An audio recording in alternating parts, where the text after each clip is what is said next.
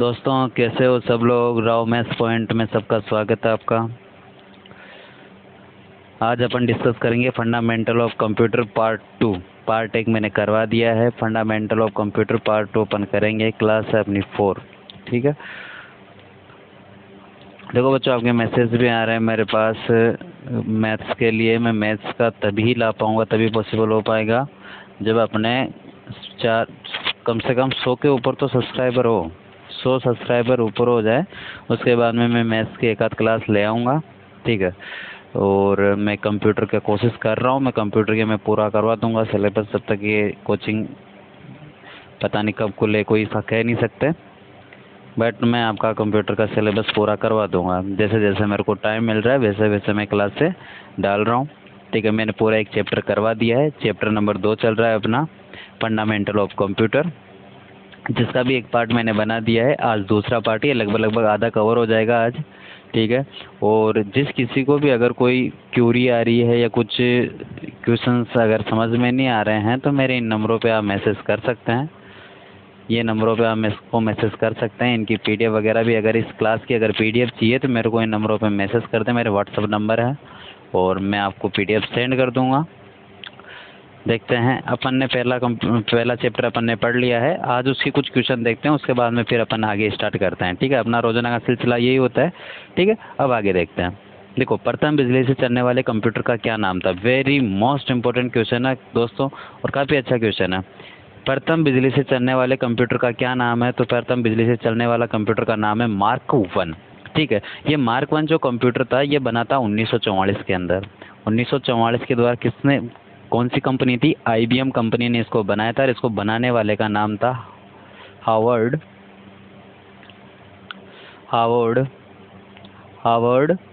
एकेन। हावर्ड एकेन इसका नाम था। हावर्ड एकेन ने इसने बनाया था, ठीक है, 1944 के अंदर। और IBM इसकी कंपनी थी। और IBM की जो फुल फॉर्म होती है वो होती है international business machine. International business machine, international business machine. जो ये कंप्यूटर है मार्क 1, ये पहला इलेक्ट्रोमैकेनिकल ये कंप्यूटर है। ये पहला बिजली से चलने वाला कंप्यूटर था। कौन सा, मार्क 1, ठीक है। आगे चलते हैं। देखो, मार्क 1 के निर्माता का क्या नाम है। अभी जस्ट मैंने बताया आपको मार्क 1 का निर्माता, बताओ इसमें क्या होगा। मार्क 1 का जो निर्माता है वो है होवर्ड एकेन इसका क्या हो जाएगा, मार्क 1 का निर्माता हो जाएगा। आगे देखते हैं। प्रारंभिक दिनों में कंप्यूटर में रजिस्टर की जगह क्या इस्तेमाल होता था। देखो, प्रारंभिक दिन में कंप्यूटर में रजिस्टर की जगह क्या इस्तेमाल होता था। मतलब रजिस्टर से जस्ट पहले, सॉरी रजिस्टर नहीं ट्रांजिस्टर, ठीक है। ट्रांजिस्टर से जस्ट पहले, तो मतलब ट्रांजिस्टर कौन सी पीढ़ी का है, दूसरी पीढ़ी का है। और दूसरी पीढ़ी से जस्ट पहले कौन सी पीढ़ी आ गई, पहली पीढ़ी। और पहली पीढ़ी के जो कंप्यूटर थे, अब ट्रांजिस्टर कहाँ इस्तेमाल होता था, CPU के अंदर। तो बताओ पहली पीढ़ी का जो CPU था उसमें क्या इस्तेमाल होगा, वैक्यूम ट्यूब्स और वॉल। वैक्यूम ट्यूब्स और वॉल। तो पहली पीढ़ी की जो CPU है वो कौन से हैं, वैक्यूम ट्यूब्स और वॉल है। और ट्रांजिस्टर जिसमें होता था वो कौन सी पीढ़ी है, सेकेंड पीढ़ी। ये सेकंड पीढ़ी का कंप्यूटर है और ये पहली पीढ़ी का कंप्यूटर है, ठीक है। जब प्रारंभिक दिनों की बात आ रही है, मतलब सेकंड पीढ़ी के पहले वाले दिनों के अंदर, तो प्रारंभिक पीढ़ी हो गई। और प्रारंभिक पीढ़ी के अंदर क्या यूज़ करते थे, वैक्यूम ट्यूब्स और वॉल, ठीक है। और अगर इसकी मेमोरी की अगर अपन बात करें तो मेमोरी थी इसकी पंच कार्ड। क्या थी, अगर प्रथम पीढ़ी के कंप्यूटर के अंदर मेमोरी की अगर पहुंच ले तो मेमोरी कौन सी हो जाएगी, पंच कार्ड, ठीक है। ये पंच कार्ड इसकी मेमोरी हो जाएगी। अगर इसके आविष्कारकर्ता पहुंच ले कि इसका आविष्कार किसने किया था, तो इसका आविष्कार किया था हरमन होलर्थ ने। हरमन होलर्थ ने इसका क्या किया था, आविष्कार किया था पंच कार्ड का, ठीक है दोस्तों। आगे चलते हैं। कालांतर में वैक्यूम ट्यूब की जगह किसने ली। कालांतर मतलब ये हो गया वैक्यूम ट्यूब्स, मतलब किसको हटाकर वैक्यूम ट्यूब्स, मतलब वैक्यूम ट्यूब्स को हटाकर और उसकी जगह किसने ली। मतलब कालांतर में वैक्यूम ट्यूब्स की जगह किसने ली, मतलब वैक्यूम ट्यूब को हटाया गया और उसकी जगह क्या लगाया गया, ठीक है। तो कालांतर मतलब एक समय पीरियड के बाद में, है ना। तो पहली पीढ़ी का दौर खत्म हुआ, उसके बाद में अपन वैक्यूम ट्यूब्स को हटाए। तो सेकंड पीढ़ी में अपन ने क्या यूज़ में लिया, तो सेकंड पीढ़ी में अपन ने क्या यूज़ में लिया, ट्रांजिस्टर अपन ने यूज़ में लिया। सेकंड पीढ़ी के अंदर अपन ने कौन सा लिया था, ट्रांजिस्टर यूज़ में लिया था। अगर मेमोरी की अगर अपन बात करें तो इसमें मेमोरी कौन सी थी, तो इसमें मेमोरी थी चुंबकीय डिस्क। कौन सी थी, चुंबकीय डिस्क। चुंबकीय डिस्क इसकी क्या थी, मेमोरी थी इसके अंदर, ठीक है। ऑपरेटिंग सिस्टम की बात करें तो इसमें ऑपरेटिंग सिस्टम कौन सा था, ऑपरेटिंग सिस्टम था इसमें बेच ऑपरेटिंग सिस्टम। कौन सा था, बेच ऑपरेटिंग सिस्टम, जो कि अपने पिछले वाले चैप्टर के अंदर अपन इसके अंदर पढ़ा है, ठीक है। आगे चलता है, ट्रांजिस्टर में लगे हुए कंप्यूटर किस पीढ़ी के हैं, ट्रांजिस्टर में लगे हुए कंप्यूटर, ट्रांजिस्टर लगे हुए कंप्यूटर किस पीढ़ी के हैं, तो ट्रांजिस्टर लगे हुए कंप्यूटर दूसरी पीढ़ी के कंप्यूटर है, ठीक है, अपन ने देख ही लिया। इंटीग्रेटेड सर्किट वाले कंप्यूटर किस पीढ़ी के हैं, तो इंटीग्रेटेड सर्किट वाले कंप्यूटर कौन सी, आईसी का जो आविष्कार हुआ था, आईसी जो बनी थी वो कौन सी पीढ़ी में लगाई गई थी, तीसरी पीढ़ी के अंदर लगाई गई थी। क्योंकि तीसरी पीढ़ी के कंप्यूटर को जो हुए थे उसके अंदर क्या बना था, एक तो आईसी आई थी, एक तो तीसरी पीढ़ी के अंदर क्या था, आईसी, और एक क्या होती है शुरुआत किसकी हुई थी, रैम और रोम की शुरुआत इसके अंदर हुई थी। मेमोरी कौन सी थी, रैम और रोम इसके अंदर मेमोरी थी। तीसरी पीढ़ी के अंदर रैम रोम की शुरुआत हो गई थी, और आईसी की शुरुआत किस में हुई थी, इसमें तीसरी पीढ़ी के कंप्यूटर में हुई थी। मैंने आईसी कितने लेवल से बताया आपको, आईसी 5 लेवल से मैंने आईसी बताई। कौन कौन सी, SSI, MSI, MSI, LSI, VLSI, VLSI और यूएलएसआई, ठीक है। ये कितने ट्रांजिस्टर से मिलकर बनी होती है, ये 100 ट्रांजिस्टर, 1000 ट्रांजिस्टर, 10,000 ट्रांजिस्टर, 1,00,000 ट्रांजिस्टर, और वीएलएसआई किससे बनी होती है, 10 लाख ट्रांजिस्टर से मिलकर बनी होती है। तो इसका जो आंसर हो जाएगा वो क्या हो जाएगा, तीसरी पीढ़ी की कंप्यूटर इसका आंसर हो जाएगा, ठीक है। आगे चलता है, माइक्रो प्रोसेसर वाले कंप्यूटर किस पीढ़ी के हैं, तो माइक्रो प्रोसेसर वाले कंप्यूटर चौथी पीढ़ी के हैं। माइक्रो प्रोसेसर वाले कंप्यूटर कौन सी पीढ़ी के हो जाएंगे, चौथी पीढ़ी के हो जाएंगे, ठीक है। तीसरी पीढ़ी में तो अपन ने क्या बना लिया, आईसी बनाई। और माइक्रो जो प्रोसेसर होता है वो होता है वीएलएसआई का समूह। किसका होता है, वीएलएसआई। वीएलएसआई की फुल फॉर्म क्या होती है, very large scale integrator, very large scale integrator, ठीक है। तो इसका जो सीपीयू था उसके अंदर वीएलएसआई लगी थी, और वीएलएसआई किसका होता है, माइक्रो प्रोसेसर का होता है, जो कि कौन सी पीढ़ी है, चौथी पीढ़ी है, ठीक है। चौथी पीढ़ी के ही कंप्यूटर को अपन माइक्रो कंप्यूटर कहते हैं, ठीक है। आगे चलते हैं, कृत्रिम बुद्धि वाले कंप्यूटर किस पीढ़ी के, कृत्रिम बुद्धि मतलब आर्टिफिशियल इंटेलिजेंसी का विकास हुआ था 5वीं पीढ़ी के अंदर।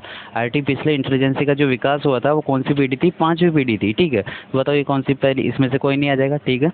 इस 5वीं पीढ़ी के अंदर इसका क्या हुआ था, आविष्कार हुआ था, ठीक है। इसका आंसर क्या हो जाएगा, 5वीं पीढ़ी। आगे चलते हैं, पहली पीढ़ी के कंप्यूटर, पहली पीढ़ी के जो कंप्यूटर थे वो कैसे थे, आकार में बड़े और चाल में धीमे थे। आकार में तो क्या थे, बड़े थे, और चाल में क्या थे, धीमे थे, ठीक है। मेन फ्रेम कंप्यूटर इसका था, main frame computer, ENIAC computer, UNIVAC computer, ये सब कौन से पीढ़ी के हैं, पहली पीढ़ी के कंप्यूटर है, जो कि आकार में तो बहुत बड़े हुआ करते थे लेकिन चाल में क्या होते थे, धीमे होते थे। एनिया कंप्यूटर का मुख्य पुर्जा क्या था, देखो इधर, एनिया कंप्यूटर का मुख्य पुर्जा, तो कंप्यूटर का मुख्य पुर्जा होता है सीपीयू। कोई सा भी कंप्यूटर हो, कंप्यूटर का मुख्य पुर्जा क्या होता है, सीपीयू होता है। अब ये देखना है कि एनिया कंप्यूटर कौन सी पीढ़ी का है, तो एनिया कंप्यूटर है पहली पीढ़ी का। एनिया कंप्यूटर कौन सी पीढ़ी का है, पहली पीढ़ी का। अब एनिया कंप्यूटर पहली पीढ़ी का है तो पहली पीढ़ी में सीपीयू कौन सा था, तो वॉल्स, वैक्यूम ट्यूब्स और क्या थे, वॉल्स। तो इसका आंसर क्या हो जाएगा, वॉल्स हो जाएगा, वैक्यूम ट्यूब्स और वॉल्स, ठीक है। IBM 1401 कंप्यूटर थे, ठीक है। अब ये पूछा है इसमें क्या देगा, main frame computer, mini computer, micro computer.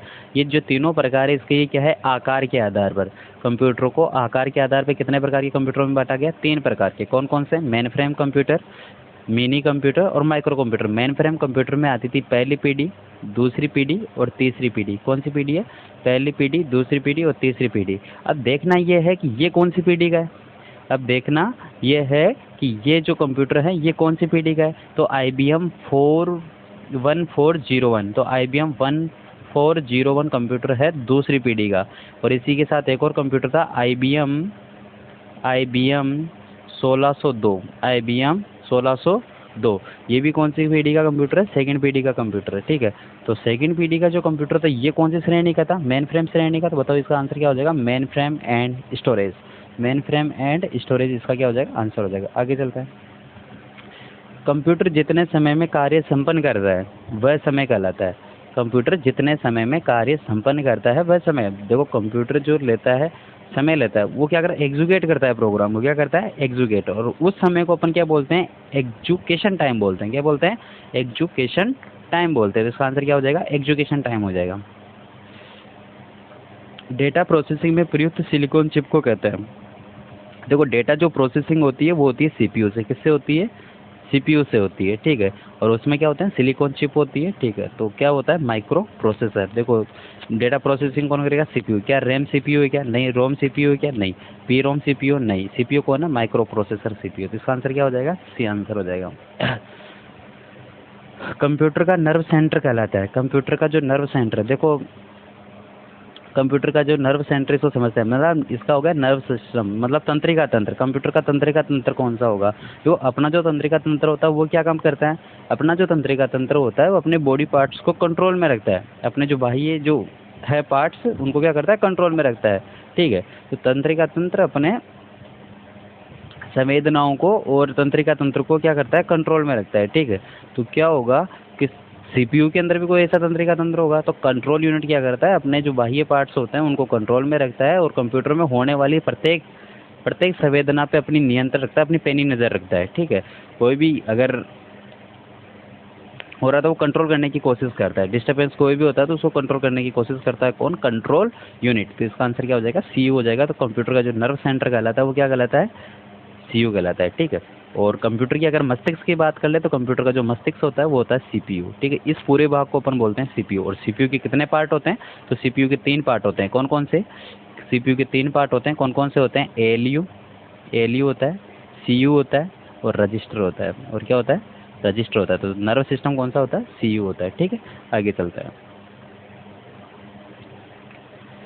Processor data path की चौड़ाई बिट्स में मापी जाती है, बिल्कुल सही है। जो प्रोसेसर होता है उसका जो डेटा पाथ होता है उसकी जो चौड़ाई होती है वो किस में मापी जाती है, बिट्स में मापी जाती है, बिल्कुल सही है। निम्न में से कौन सा आम डेटा पाथ है, मतलब डेटा पाथ अपन से पूछ रहा है। तो कोई भी प्रोसेसर के अंदर होता है 8 बिट का होता है, प्रोसेसर में कितने का होता है, 8 बिट का इसकी चौड़ाई होती है। इस पाथ की जो चौड़ाई होती है वो कितनी होती है, 8 बिट होती है, ठीक है। और जो अपने मोबाइलों के अंदर जो हॉटस्पॉट होता है उस हॉटस्पॉट का जो डेटा पाथ होता है वो कितना होता है, 32 का होता है। हॉटस्पॉट जो होता है अपना, हॉटस्पॉट मोबाइलों का, उसका जो डेटा पाथ होता है वो 32 बिट का होता है, ठीक है। और जो अपने राउटर लेते हैं, राउटर का जो काम आता है, राउटर जो वाईफाई चलाने के लिए, उसका भी कितना होता है, 32 बिट का काम होता है। 32 बिट जो अपना आईपी एड्रेस होता है उसका कितना होता है, 32 बिट का होता है, ठीक है। आगे चलते हैं। फंडामेंटल ऑफ कंप्यूटर ये अपन ने देखा था। देखो अपन ने इसमें क्या पढ़ लिया था, पिछले वाले चैप्टर में मैंने पढ़ाया था आपको सीपीयू। तो सीपीयू के अंदर मैंने सीयू भी पढ़ा दिया, एएलयू भी पढ़ा दिया और रजिस्टर भी पढ़ा दिया, ठीक है, ठीक है। सीपीयू की जो फुल फॉर्म है वो क्या पढ़ाई मैंने, सेंट्रल प्रोसेसिंग यूनिट पढ़ाई, सेंट्रल प्रोसेसिंग यूनिट, ठीक है। अब देखो इसके अंदर अपन इनपुट डिवाइसेस को आज अपन कवर करेंगे, जिसमें क्या क्या पढ़ेंगे अपन, सीयू अपन ने पूरा, सीपीयू अपन ने पूरा पढ़ लिया। उसके बाद में अपन कैश मेमोरी, ये मेमोरी के पार्ट में पढ़ेंगे, रैम रोम ये सब मेमोरी है, पूरी ये मेमोरी पढ़ेंगे। तो अपन पहले तो पढ़ेंगे इनपुट, उसके बाद में पढ़ेंगे आउटपुट, उसके बाद में फिर अपन पढ़ेंगे मेमोरी, जो कि मैंने एक लेसन भी बना दिया मेमोरी के ऊपर। तो और मैं डिटेल से बनाऊंगा इस मेमोरी को, ठीक है। अपन पूरी मेमोरी करेंगे, ठीक है। आज अपन देखते हैं इनपुट डिवाइसेस, ठीक है। देखो इधर इनपुट जो डिवाइसेस होते हैं वो कौन कौन से इनपुट डिवाइसेस, उनको देख लेते हैं एक बार। तो कीबोर्ड, अपना जो अपना कीबोर्ड होता है वो भी क्या होता है, इनपुट होता है। माउस इनपुट होता है। स्कैनर इनपुट डिवाइस होता है। बीसीआर, बीसीआर की फुल फॉर्म होती है बार कोड रीडर, बीसीआर की फुल फॉर्म क्या होती है, बार कोड रीडर, ठीक है। एमआईसीआर ये भी एक इनपुट डिवाइस है। लाइट पेन ये भी इनपुट डिवाइस है। ओएमआर, ओएमआर की फुल फॉर्म होती है ऑप्टिकल मार्क रीडर, इनको डिटेल से पढ़ेंगे। जॉयस्टिक हुआ, वेब कैमरा हुआ और ओसीआर हुआ, ऑप्टिकल कैरेक्टर रीडर, ठीक है। तो ये जो होते हैं ये सब इनपुट डिवाइसेस हैं। अब इनको एक एक करके अपन पढ़ते हैं। पहला पढ़ते हैं कीबोर्ड। देखो कीबोर्ड आपको अच्छी तरह देखा भी होगा आपने, कीबोर्ड, कीबोर्ड जो काम होता है वो क्या होता है, टेक्स्ट को एंट्री करने का काम आता है। जो कीबोर्ड जो होता है कौन से काम आता है, जब अपन कीबोर्ड को काम में लेते हैं तो टेक्स्ट को एंट्री करने के काम में लेते हैं, ठीक है। एक जो मानक कीबोर्ड होता है, एक मानक स्टैंडर्ड कीबोर्ड की अगर अपन बात करें तो एक स्टैंडर्ड कीबोर्ड के अंदर कितनी कुंजियां होती है, तो एक स्टैंडर्ड कीबोर्ड के अंदर 104 कुंजियां होती है। एक कीबोर्ड जो स्टैंडर्ड होता है उसमें 104 कुंजियां होती है। ऐसे तो बहुत सारे कीबोर्ड है जिसके अंदर बहुत सारी की होती है, ठीक है। 2⁻7 होता है, ठीक है ना, ये सारी बहुत सारी होती है, ठीक है। 108 भी होता है, 116 की भी होती है, किसी के अंदर 128 की भी होती है, ठीक है ना। तो ये अलग अलग कीबोर्ड है, लेकिन अपन एक स्टैंडर्ड कीबोर्ड की बात कर रहे हैं। एक स्टैंडर्ड जो कीबोर्ड है, एक मानक जो कीबोर्ड माना गया है कि कंप्यूटर के अंदर कितनी कुंजियों से काम हो सकता है कीबोर्ड का, सफिशिएंट कुंजियाँ कितनी है, तो कितनी है, 104 कुंजियाँ हैं। एक स्टैंडर्ड कीबोर्ड 104 कुंजियों का ही आता है, ठीक है। उसके बाद में अगर अपन बात करें तो कीबोर्ड की सबसे बड़ी कुंजी कौन सी है, तो कीबोर्ड की सबसे बड़ी कुंजी की बात करें तो कीबोर्ड की सबसे बड़ी कुंजी है स्पेस बार। कौन सी है, स्पेस बार, जो सबसे बड़ी कुंजी होती है जब अपन स्पेस देते हैं तो कौन सी है, स्पेस बार है, ठीक है। उसके बाद में और देखते हैं अपन कि जो कीबोर्ड काम आता है वो क्या होता है, एंट्री करने के काम आता है, बिल्कुल सही है। टॉगल की, जो टॉगल की होता है इसको समझो, टॉगल की क्या होती है। तो टॉगल की वो होती है वह बटन कंप्यूटर के जो एक बार दबाने से तो क्या हो जाए, चालू हो जाए, और एक बार दबाने से क्या हो जाए, बंद हो जाए। जैसे ही कैप्स लॉक अपन एक बार दबाते हैं तो चालू हो जाता है, और दूसरी बार दबाते हैं तो क्या हो जाए, बंद हो जाता है, ठीक है। नम लॉक भी क्या होता है, एक बार दबाने से चालू हो जाएगा और दूसरी बार दबाने से बंद हो जाएगा। स्क्रॉल लॉक, देखो कैप्स लॉक और नम लॉक, ठीक है।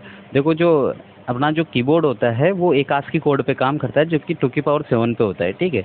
और जो कैप्स लॉक होता है तो उसकी जो कोडिंग है वो चेंज हो जाती है, जैसे कि अपन आगे जो छोटी ABCD बड़ी ABCD ये है, तो ये क्या होता है 51 तक तो एक अलग होता है, फिर 52 के आगे से जाके कोड चेंज हो जाता है, मतलब 51 तक के कोड तो उसमें होते हैं।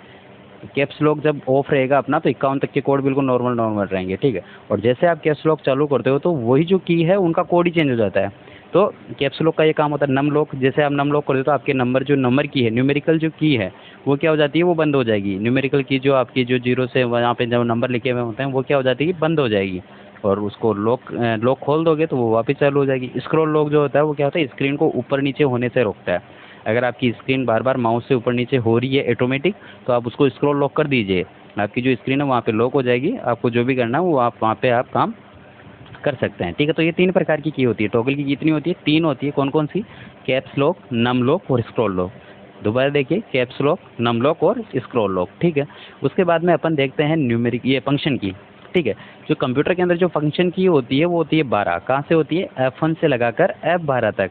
कितनी की होती है, 12 की होती है फंक्शन की, F1 से लगाकर F12 तक। देखो इनका बहुत बड़ा रोल होता है। F1 से ये जो इनका अलग अलग काम होता है, F1 से लगाकर F12 तक जो होता है इनका बिल्कुल अलग अलग काम होता है। जैसे F5 की बात करें तो F5 का काम क्या होता है, कंप्यूटर को रिफ्रेश करना। F12 का काम क्या होता है, सेव एज करना, ठीक है। इनके अलग अलग तरीके मैं बताऊंगा इनका क्या क्या काम होता है F1 से लगाकर F12 तक का। जब अपन डेटाबेस मैनेजमेंट सिस्टम पढ़ेंगे तो उसके अंदर पूरा इसको डिटेल में पढ़ेंगे कि फंक्शन की का काम क्या है, एक एक की का पढ़ेंगे, ठीक है। उसके बाद में अपन देखते हैं अल्फ़ाबेट की। अल्फ़ाबेट की कितनी होती है, 26 होती है। ये कहाँ से, ए से लगाकर जेड तक होती है, ठीक है। उसके बाद में अगर अपन बात करें न्यूमेरिकल की क्या, जिनके ऊपर नंबर लिखे होते हैं वो कितने क्या हो जाएंगे, 9 की ये हो जाती है, ठीक है। उसके बाद में देखो इसमें कॉम्बिनेशन की क्या होती है, कॉम्बिनेशन या फिर इसको अपन बोलते हैं मॉडिफायर की। क्या बोलते हैं, मॉडिफायर की, ठीक है। तो मॉडिफायर की भी कितनी होती है, शिफ्ट हो गई, कंट्रोल हो गई, अल्टर हो गई और विंडो हो गई। कॉम्बिनेशन का मतलब ये हो गया कि अपन एक की दबा रहे हैं तो उसके साथ एक और की दबाए, मतलब शॉर्टकट जो होती है। जैसे कि अगर अपन बात करें शिफ्ट के साथ अगर ए दबाते हैं तो बड़ा ए हो जाएगा, ठीक है ना। अगर स्मॉल में आ रहा है तो शिफ्ट के साथ ए दबाते तो बड़ा ए हो जाएगा, ठीक है। मतलब शिफ्ट के साथ या कंट्रोल के साथ या अल्टर के साथ या विंडो के साथ कुछ ना कुछ अपन शॉर्टकट इसके अंदर दे रहे हैं तो कुछ ना कुछ उसके अंदर काम होगा, ठीक है। तो उस प्रकार की को अपन क्या बोलते हैं, कॉम्बिनेशन की बोलते हैं या फिर उनको क्या बोलते हैं, मॉडिफायर की बोलते हैं, ठीक है। कुछ एक आध की और है इसके अंदर अपन देख लेते हैं, ठीक है। एक तो इसका रह गया नेविगेशन की। देखो नेविगेशन की क्या होती है, जो अपने जो कीबोर्ड के ऊपर जो एरो की होती है ना उसको अपन क्या बोलते हैं, नेविगेशन की बोलते हैं। एरो जो की होती है इस प्रकार की, देखो इधर ये 3 प्रकार की होती है, ये वाली, ये वाली, ये वाली और ये वाली, ठीक है। इस प्रकार की को अपन बोलते हैं नेविगेशन की। क्या बोलते हैं, नेविगेशन की इनको बोलते हैं, ठीक है। इसके साथ एक और की होती है जिसे अपन बोलते हैं पेज अप और पेज डाउन, ठीक है। पेज अप और पेज डाउन, ठीक है। इनके साथ एक और की होती है जिसको अपन बोलते हैं टैब की, ठीक है।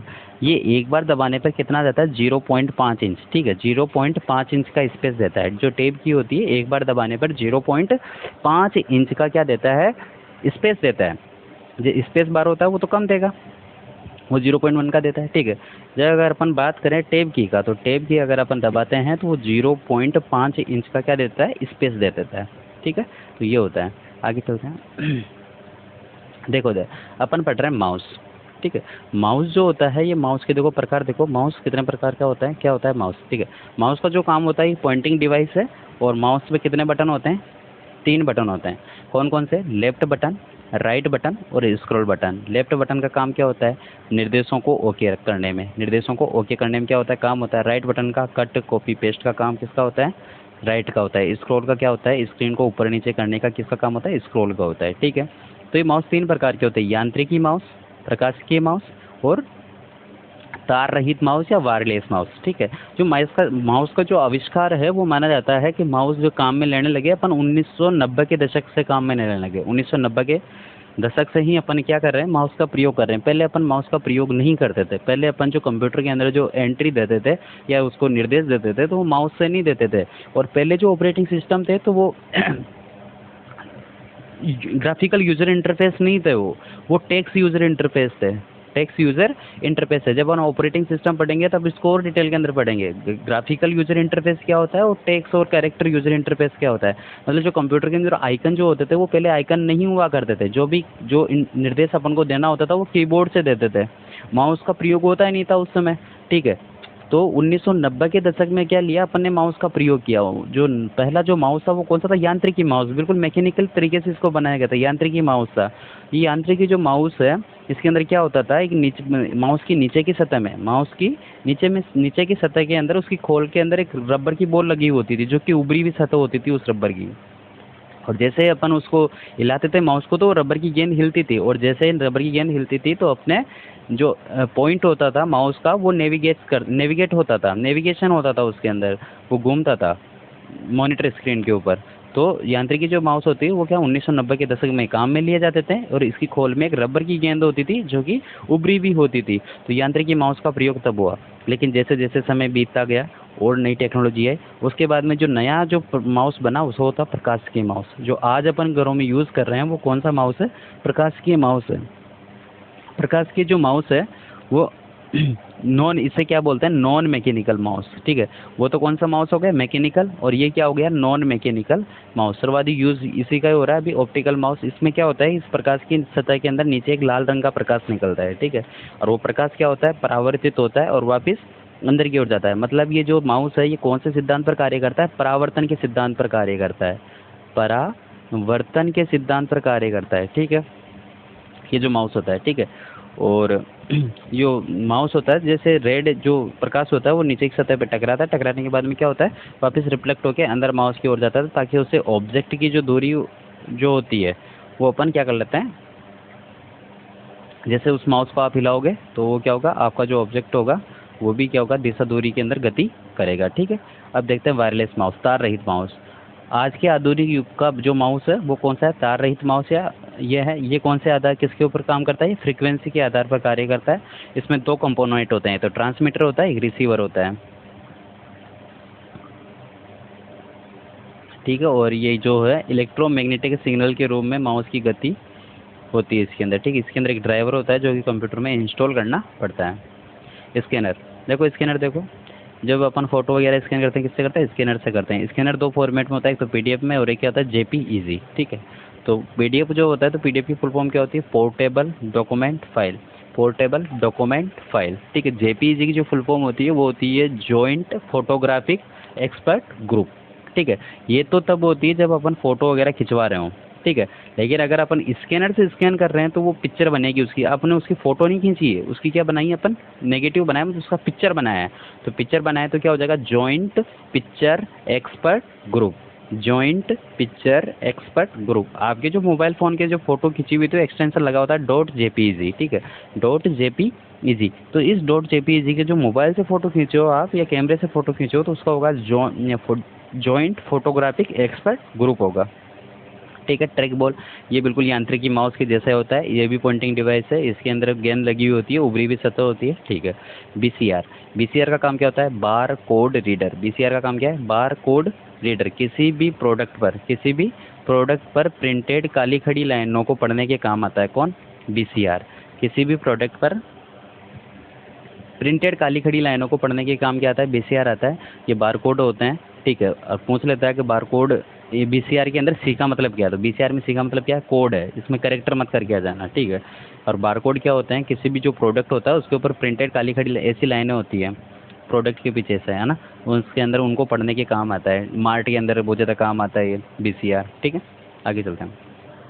एमआईसीआर, एमआईसीआर का जो प्रयोग है वो किसके अंदर होता है, बैंकों के अंदर होता है।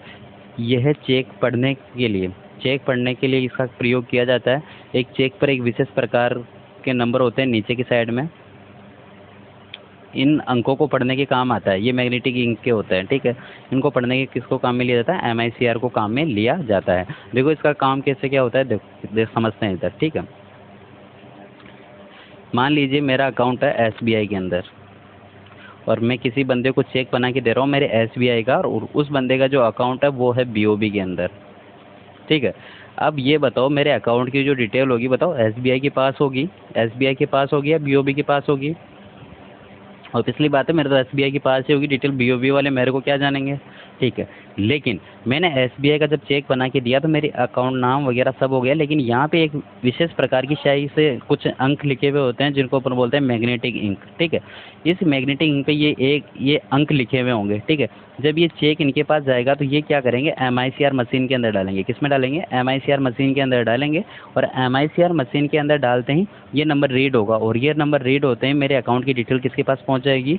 BOB वालों के पास पहुंच जाएगी, ठीक है। अब मेरे अकाउंट में कितना क्या बैलेंस है क्या नहीं है, मेरा पूरा डेटाबेस किसके पास आ गया? BOB के पास। मेरी बनाए अनुमति, मतलब जो मेरा चेक था उसमें से अब ये क्या कर सकते हैं, पैसा निकाल सकते हैं, और वो पैसा निकाल के जो जिसके नाम में उन्हें चेक भरा है उसके नाम पर ये ट्रांसफ़र कर देंगे, ठीक है। तो इस प्रकार से डेटाबेस होता है, इस प्रकार से काम करती है MICR मशीन, ठीक है। उसके बाद में देखते हैं OCR, ओमार जो सीट होती है उसको पढ़ने के काम आता है। इसका जो फुल फॉर्म होती है वो होती है optical mark reader, optical mark reader, optical mark reader होती है। OCR ये फुल फॉर्म अगर अपन देखें तो OCR जो होता है ये होता है ऑप्टिकल कैरेक्टर रीडर, और बायोमेट्रिक मशीन जो होती है वो भी इसी का उदाहरण है। जॉयस्टिक क्या होता है? गेम खेलने के काम आता है, और जो जॉयस्टिक होता है कार की गियर के समान होता है, ठीक है। आगे चलते हैं। ये है माइक्रोफोन, माइक जिसे बोलते हैं, ये आवाज़ को ट्रांसमिट करने के काम आता है, ठीक है। माइक जो होता है ना, माइक्रोफोन अपन फ़ोन के अंदर जो लगा होता है क्या होता है? माइक्रोफोन होता है। और जो गाने वगैरह गाते हैं वो किससे गाते हैं? माइक से गाते हैं। तो ये आवाज़ को ट्रांसमिट करने के काम आता है। ये भी क्या होती है? इनपुट डिवाइसेस होते हैं, ठीक है। अब देखो आउटपुट डिवाइसेस, आउटपुट डिवाइस भी दो प्रकार के होते हैं, हार्ड कॉपी आउटपुट और soft copy output. Hard copy output में क्या रहता है? प्रिंटर, मॉनिटर और स्पीकर, ठीक है। अब ये जो अपन है आगे कल पढ़ेंगे आउटपुट, ठीक है। हार्ड कॉपी आउटपुट और सॉफ्ट कॉपी आउटपुट ये अपन कल पढ़ेंगे, अगली वाली क्लास के अंदर डिस्कस करेंगे। धन्यवाद। और जल्दी मैं आपके सामने मैथ की क्लासें भी लेके आऊँगा, लेकिन आप पेशेंस बनाए रखें और चैनल को ज़्यादा से ज़्यादा शेयर करें, ठीक है। जब तक 100 सब्सक्राइबर नहीं होंगे तब तक मैं मैथ्स की क्लास नहीं लाऊंगा, ठीक है। तो आप जल्दी ज़्यादा से ज़्यादा शेयर करें, मैं एक आध क्लास मैथ्स की बना दूंगा, एक आध टॉपिक करवा दूंगा मैथ्स का, इम्पोर्टेंट टॉपिक करवा दूंगा। धन्यवाद, मिलते हैं अगली क्लास में ना।